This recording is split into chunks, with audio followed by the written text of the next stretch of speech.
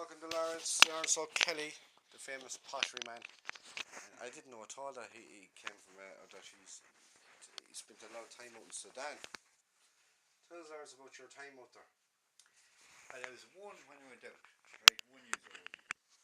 And I was 10 when I came back. So 9, 10 or 11, yeah, when I came back. So that was 10 years out there.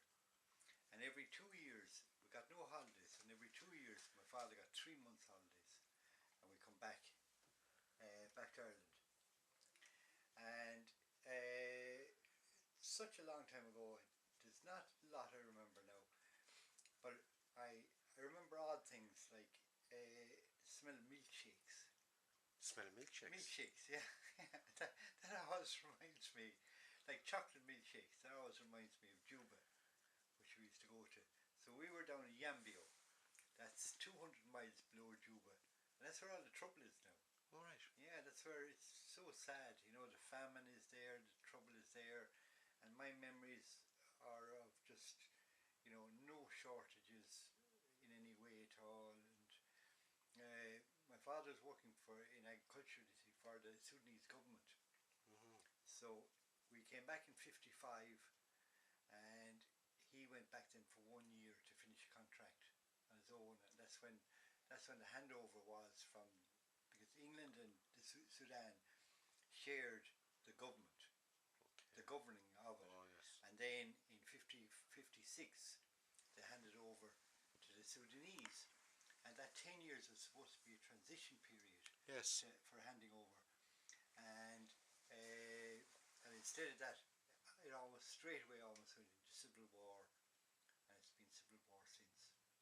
So even now, I'd love to go back. And even now, if you want to go back now, back to the Sudan, back to Juba, you can't.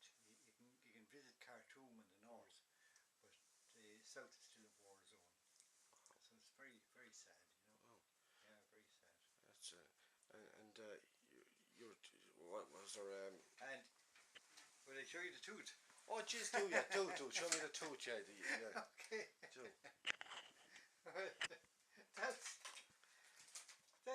That's a tooth of a hippopotamus. That. Gee. It's a tooth of a hippopotamus. And that much, you see the different colour between that and that? Yes. So that much was stuck in his jaw. That's the only bit sticking out. Okay. And remember Mike was saying he thought it was cut off, but it's not. See, that's a grinder tooth. That's why it's so smooth. All right. There like that, you know, for grinding. The smoothness on camera. Oh, yeah. Oh, yeah. Yeah. So that's what that is, yeah. Wow. Yeah. Jeez, you have to So I went out, I was about 5 or 6 years old, and I went out with a bow and arrow, and I shot the hippopotamus. And when he was dead, I pulled his tooth. Oh, jeez. Just got the end of it, pulled it out from him. Oh my God. Jeez. I don't know where, I can't remember getting it. I just know I have it. Yeah. So I don't know where my father would have got it. But yeah, that's what I. So it's hippopotamus. Yeah. So. And you're telling me about marriage spoons or something that you get out there or something, is it? No, that's got nothing to do with Wales. Oh, is it? Oh, right. Yeah. When I was married, we moved to Wales. Okay.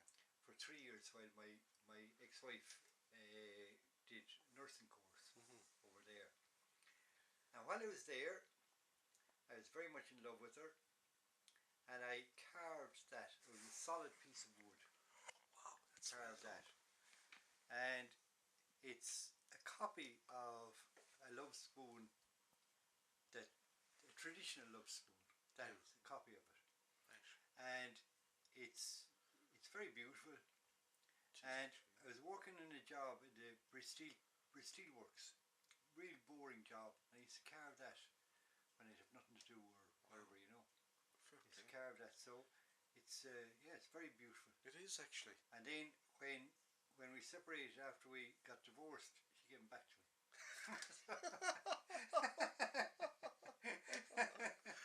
What about the ring?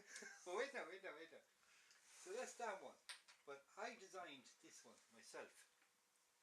And it's got a ball inside it as well. So that was carved solid, or a solid piece of wood. And I like that. That's very nice. It's a beautiful shape, It you know. is, Yeah, yeah. beautiful shape, you know. And it would have been particularly hard to carve because of the curve, you know, the curve that's in it, you see, you Yes, know. yes. But yeah, it's a beautiful thing, yeah. So it wouldn't be a thing you do overnight. Oh, that would have taken. But the traditional ones, you see, they had chains on them Mm. where they carved this out of a solid piece of wood. They carved a chain, and the idea behind it is that the more you love the person, the more elaborate the spoon is. Okay. So it signifies your love for the person. So So that other spoon you done is it's actually very, very tasteful, and it's very. yeah, it's beautiful. Yeah, it is So you really beautiful, did yeah. love her a lot, putting all that work into it. Yeah, I must. But that is gorgeous. Yeah, That it is is. It's gorgeous. beautiful. Yeah, it is Yeah. beautiful. Yeah, yeah. That's the Welsh love spoon. All right. Yeah. So is there anything else you can tell me about your hidden life? No hidden life. No, but see that 1919. That would have been. My father would have gone there in the end of 1945, Mm. and the work wasn't here. Yeah. And you know, Yeah. I suppose lots of people are doing that, going away and Yeah. contracts like that. So, yeah. So that was it. Yeah. So that's Lawrence telling me about where he was and what he was doing, but we know he's hiding a lot more from us. Yeah. Okay.